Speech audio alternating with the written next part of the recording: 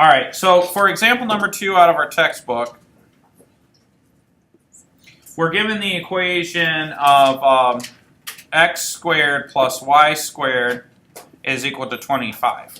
And I'll graph that in a second. But just so you guys know, and just so you guys, a little geometry / algebra / pre-calc review, that this is just a circle that has a radius of 5, okay? And the center is at the origin, right? And so what they want to know is what is the slope of the tangent line at the point 3, comma, -4. So way down here we've got this point 3, comma, -4. And they're curious, they want to know what's the slope if I were to write the slope of the tangent line through here. Now, normally we just take the derivative, but this is a mathematical relationship. It's an equation, but it is not a function. This fails the function test all day long. So we still have to find the slope of the tangent line, we still need, though, dy dx, okay? So we still need dy dx. Well, that poses a problem for us, okay? That poses a problem for us because I can't just take the derivative by the normal means that what we've learned so far. So the first thing I want to do is I want to graph this. And let me zoom out my screen because it's kind of large. Oh, zoomed out a little too much. All right. So I'm gonna plug that equation in here and we'll graph it.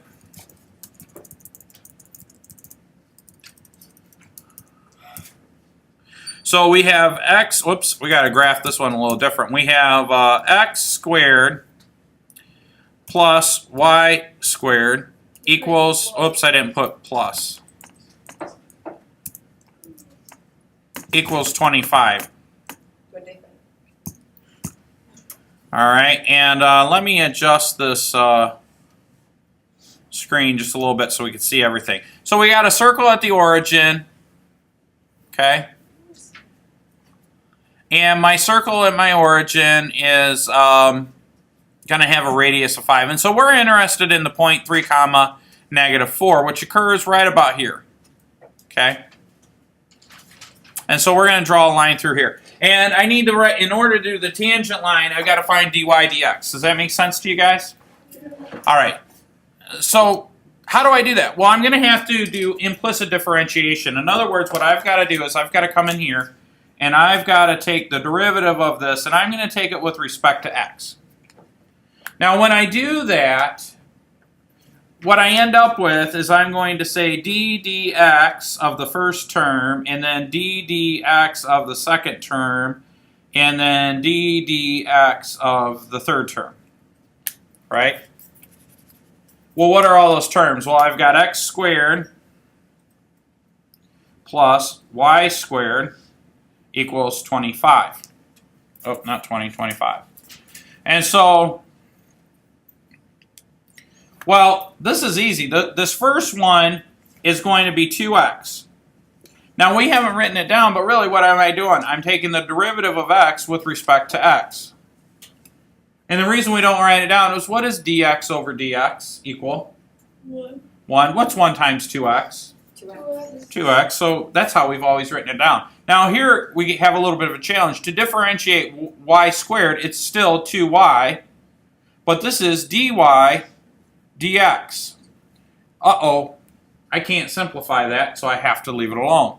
Now, there's no x whatsoever in 25, so when I differentiate that, it's constant, and the derivative of a constant is 0. Well, weren't we looking for dy dx? Yeah, so what I need to do is I just need to algebraically solve for dy dx. That's all I need to do. So what I can do is I could say 2y dy